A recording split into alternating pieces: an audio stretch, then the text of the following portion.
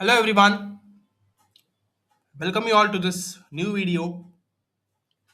So in my previous video, I had discussed with the one important amplifier circuit from the four kinds of negative feedback amplifier, that is VCVS amplifier. That in that we have seen the basic structure of a VCVS amplifier circuit using op amp, how the feedback is fed from the non-inverting terminal, okay, and how the relationship between output and input voltages are defined with respect to some of the parameters starting from closed loop voltage gain and its stability, right? We have seen the equation for closed loop voltage gain as well as stability with respect to the open loop voltage gain and the feedback fraction, right?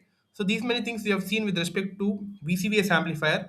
Along with that, we have seen the relationship between input and output impedance and the harmonic distortion of a VCBS amplifier. Okay.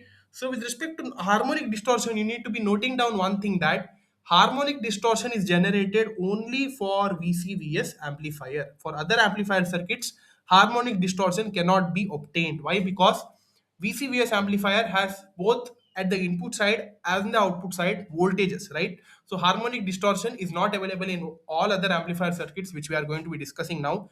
Okay, the other parameters, that is voltage gain, input and output impedance, and the basic structure with respect to feedback, how it is fed and how the equations are generated one by one in each amplifier in separate videos, short videos we are going to be discussing. Okay, in this video we would be starting with the ICVS amplifier structure, exact equation for voltage gain with respect to feedback resistance fed and open loop and closed loop condition. Then we are going to be seeing with the input and output impedance. Okay, firstly we'll see the ICVS amplifier.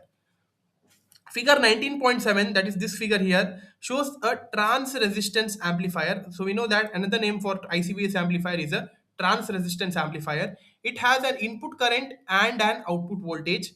The ICVS amplifier is an almost perfect current to voltage converter because it has zero input impedance and zero output impedance. Okay, so in the first video we have discussed that in this condition it would be there in this condition where the input and output impedance both are zero condition. Okay, so that's why it is an almost perfect current to voltage converter. We won't be having any distortion in between. Okay, from current it would be converting to voltage without any impedance, which without any impedance in between. Okay, so that's why here we are not using any other resistances here in this amplifier. You see here the basic structure of an ICVS amplifier, since it has zero input impedance and an output impedance. So here initially the input is current which is given through the inverting terminal. Okay, and here this is the non-inverting terminal is grounded, so this is an inverting amplifier. Okay, or also it is called as a trans resistance amplifier. Okay, here from the inverting amplifier we are giving the feedback resistance through output, and this is the basic setup. Okay, input is current, output produces voltage with both zero input impedance and output impedance. Okay, so that's why we are not having any resistors R1 and R2 in initial with the impedance part. Okay, yeah. So with respect to that, now first let us see the voltage gain. For that, the exact equation for the output voltage with respect to voltage gain, how it is represented as you see here, V out is equal to minus.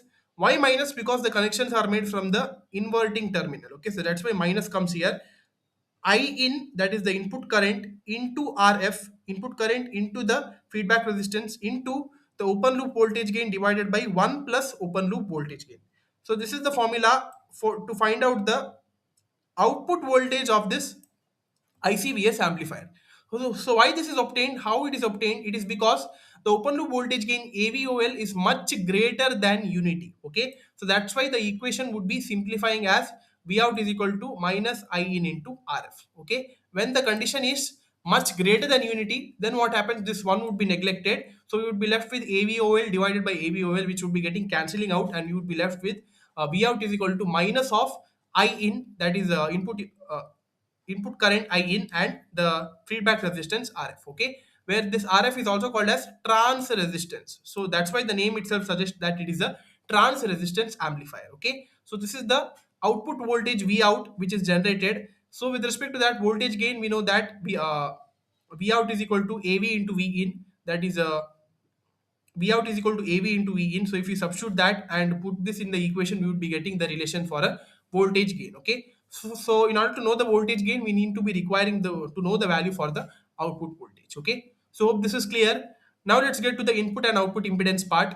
In the above figure, the exact equations for the closed loop input and output impedances are given as Z in CL and Z out CL. Okay. Initially, the perfect, since it is a perfect current to voltage converter, we won't be having any impedance here. Okay, but for the closed loop path, we need to be having some impedance, right? For that, it is given as Z in CL. Z in is equal to RF divided by 1 plus open loop voltage gain, and Z out is equal to R out divided by 1 plus open loop voltage gain. Okay, so this is for the input impedance, we are using the feedback resistance, and for the output impedance, we are using the output resistance, which is initially zero. Okay, so that's why Z out is zero always, because we are not having any output resistance. Okay, in both equations, large denominator will reduce the impedance to a very low value. Okay, so initially the impedance whatever we get, right, based on the large denominator value, that is the open loop voltage gain is nearly in terms of 1 lakh, right? That is 1 mega.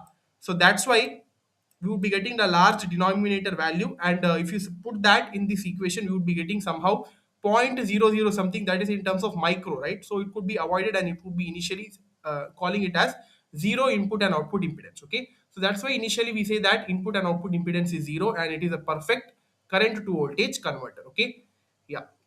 So this was all about ICVS amplifier, guys. So yeah, in the next video we will be seeing with one more kind of amplifier, that is VCIS amplifier. Okay, so here we are having a lot of things to be discussed, so that we'll discuss in the next video. Okay, so that's all, guys. Thank you.